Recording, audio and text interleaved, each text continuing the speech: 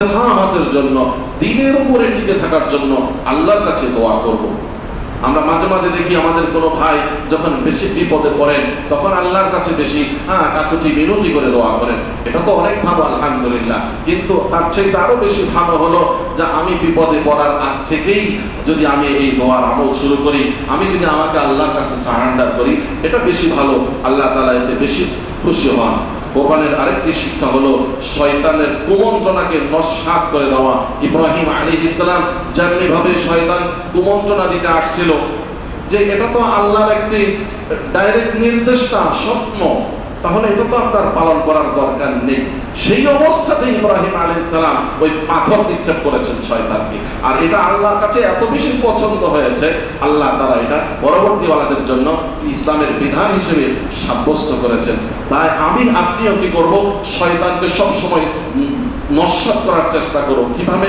যেমন আপনার মন চেয়েছে আপনি কোথাও কোনো মসজিদ, মাদ্রাসা, দ্বীনি কাজে, ধর্মীয় কাজে, কল্যাণময় কোনো কাজে কিছু আপনি দান করবেন, হঠাৎ দেখবেন একটা খেয়াল আসে, এই তোমার না ওই যে কাজটা করতে হবে, ছেলের পরীক্ষা কিংবা বিদেশ যেতে হবে, মনে করে ধরে নেবেন নিশ্চিত এই যে কথা যেটা আসছে পরবর্তীতে এটা শয়তানে ঢেলে দিচ্ছে, আর এই পাওয়ার আল্লাহ শয়তানকে দিয়েছেন। তখন সাথে সাথে ইব্রাহিম আলাইহিস সালাম যে পাথর মেরেছেন, আমি তো আর পাথর মারতে পারবো না, আমি তখন আউযু বিল্লাহি মিনাশ শাইতানির রাজিম পাঠ করব। দেখবেন এই শয়তানি অনুভূতি দূর হয়ে যাবে। সুবহানাল্লাহ। আপনি ঘুম ভেঙেছে, টাইম দেখেছেন 3টা, সোয়া 3টা, মন চেয়েছে, কারণ দুটি শক্তি আল্লাহ মানুষকে দিয়েছে যে একটু তাহাজ্জুদ পড়ে নি, একটু পরে দেখবেন আরেকটা শক্তি এসে বলে, আরে দিনের বেলায় কত কাজ, তোমার ঘুমের ডিস্টার্ব হবে, ঘুমটা ভালো মতো যে নাও। এটা হলো শয়তানের কুমন্ত্রণা। তখন বলতে হবে আউযু বিল্লাহি মিনাশ শাইতানির রাজিম, এই বলে নিজে শক্তি প্রয়োগ করে উঠে যেতে হবে। এইভাবে আমরা শয়তানের কুমন্ত্রণাকে সবসময় ধ্বংস করে দেওয়ার চেষ্টা করব। আরেকটি কোরবানির মেসেজ হলো সবচাইতে সকলের উপরে আমাদের ভালোবাসা প্রাধান্য দিব, একমাত্র আল্লাহর ভালোবাসাকে, রাসূলের ভালোবাসাকে। কোরবানির আরেকটি শিক্ষা হলো উদারতা, আন্তরিকতা। এই যে কোরবানির পশু জবে দিয়ে গোশতগুলো সবাই আমরা নিজেরা রাখি না, এই কোরবানির কিছু গোশত বিলীন করে দিই আত্মীয় স্বজনের মাঝে বা ফকির মিসকিনদের মাঝে। এখানে শুধু এটাই সীমাবদ্ধ নয় এই শিক্ষাটা, এখান থেকে শিক্ষা নিয়ে আমাদের বাকি জীবনে আমরা এটা অ্যাপ্লাই করব, প্রয়োগ করব। আমাদের সমাজে এমন কিছু কিছু মানুষ আছে, আলহামদুলিল্লাহ আমার দৃষ্টিতে, আমার নলেজে আছে, যে তাদের ব্যবসায়িক যখন কোনো লাভ হয় তো ব্যবসার ওই লাভের একটা অংশ মসজিদে, মাদ্রাসাতে, ইয়েতিমখানায় মিসকিনদেরকে দান করে, আলেম ওলামাদেরকে দান করে। আমিও কোরবানির এই শিক্ষা থেকে এই নিয়ত করতে পারি, আল্লাহ এখন থেকে আমার ব্যবসায় যখন লাভ হবে আমি সেখানের একটা অংশ আমি ধর্মীয় কাজে ব্যয় করব। এবং আপনি সেটা প্রয়োজনে আপনার রেজিস্টারে লিখে রাখেন, আল্লাহ তাআলা দেখবেন আগে যে পরিমাণ লাভ হতো এর চাইতে দ্বিগুণ আরো বেশি লাভ আল্লাহ তাআলা আপনাকে দান করবেন। সুবহানাল্লাহ। আপনার এই লাভের মধ্যে আপনার দারওয়ানের হক আছে, আপনার এই লাভের মধ্যে আপনার গাড়ির ড্রাইভারের হক আছে। তাহলে আপনি যদি কোথাও থেকে কোনো এভাবে উপটল পেয়ে যান, সেখানে আপনার ড্রাইভারকেও একটু শরীক করবেন, আপনার দারওয়ানকেও একটু শরীক করবেন। আলহামদুলিল্লাহ, কতই চমৎকার এই চরিত্রটা, এই আখলাকটা। কোরবানির এই শিক্ষা, ওয়াত'আমুল কানিআ ওয়াল মু'তার, তুমি নিজেও খাও কোরবানির গোশত, আর যে চাইতে আসে তাকেও দান করো, আর যে চাইতে আসে না তাকেও দান করো। সমাজে দুই ধরনের লোক থাকে, কেউ আছে আপনার কাছে এসে এসে চায়, আর একটা শ্রেণী আছে অনেক কষ্টে আছে কিন্তু কারো কাছে কোনোদিন চায় না। তখন আপনাকে খুঁজে বের করতে হবে। কত মানুষ এমন আছে সমাজে, কত বিধবা মহিলারা আছে, কত কষ্টের দিনাতিপাত করছে। আমাদের উচিত তাদের খোঁজ খবর নিয়ে তাদের কাছে সাহায্যের হাতকে সম্প্রসারিত করা। মোহতারাম দিনী ভাইরা, আরেকটি কোরবানির শিক্ষা হলো এই যে পশু যেভাবে আমরা জবাই দিচ্ছি সেভাবে প্রতিদিন আমার মনের যে পশু নফস আছে এটাকে জবাই দিতে হবে। আর নফসকে জবাই দেওয়ার একমাত্র উপায় হলো জিক্রুল্লাহ, আল্লাহর জিকির। জি, যত বেশি আল্লাহর জিকির করবে তার নফস তত বেশি কাবুতে চলে আসবে, তার নফস তত বেশি নিয়ন্ত্রণে চলে আসবে, তার নফস আস্তে আস্তে নিয়ন্ত্রিত হতে হতে এমন নফস হয়ে যাবে যেই নফসকে আল্লাহ তাআলা পছন্দ করেন, নফসে মুতমাইন্না। সুবহানাল্লাহ।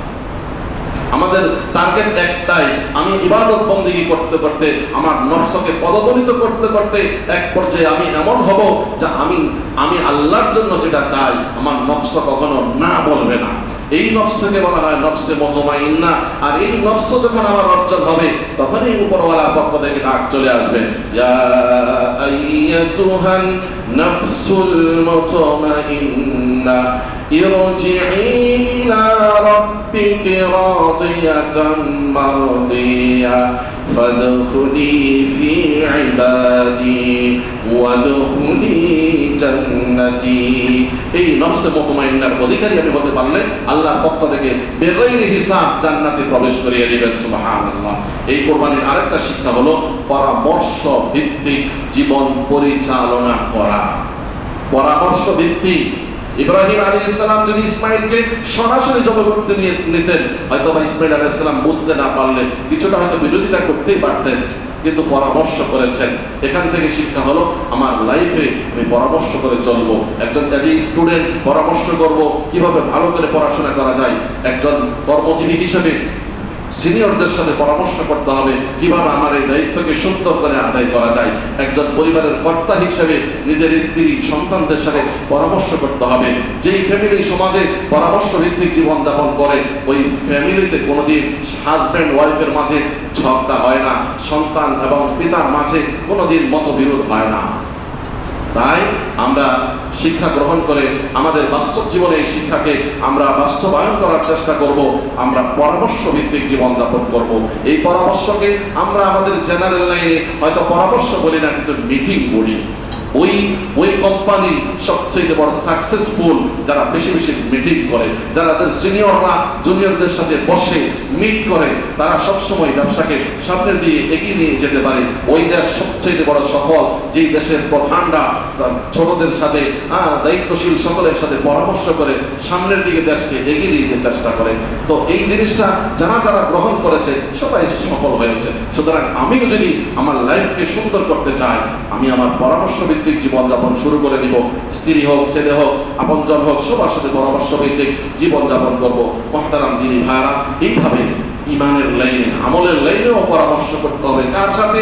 যিনি ইমানের লাইনে আমার দৃষ্টিতে এগিয়ে আছেন, যিনি আমলের লাইনে আমার দৃষ্টিতে অনেক অ্যাডভান্স, তার সাথে যাকে আমার দৃষ্টিতে ভালো মনে হয়, যাকে আমার দৃষ্টিতে মুত্তাকি মনে হয়, তার চাইতে আমি তার সাথে পরামর্শ করবো। ভাই আসলে তো চেষ্টা করি নামাজ জামাতের সহিত আদায় করতে পারি না, বলেন তো কিভাবে আমি জামাতের সহিত নামাজ পড়তে পারি? ভাই চেষ্টা করি তেলাওয়াত করবো, সময় বের করতে পারি না। আপনাদের দিকে সবসময় তেলাওয়াত করেন, আমাকে একটু পরামর্শ দেন। এইভাবে এই সমস্ত কাজেও পরামর্শ করতে হবে। তাহলে কি হবে? আমাদের সময়ে বারাকা আসবে, আমাদের জীবন সুন্দর হবে, আমাদের জীবন হবে এমন জীবন যে জীবনকে আল্লাহ পছন্দ করেন।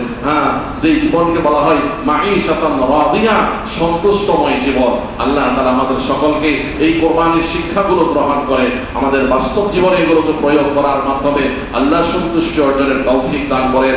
আমিন। ওয়া আখিরু দাওয়ানা আলহামদুলিল্লাহি রাব্বিল আলামিন। যারা সুন্নাত আদায় করেননি আপনারা সুন্নাত আদায় করেন।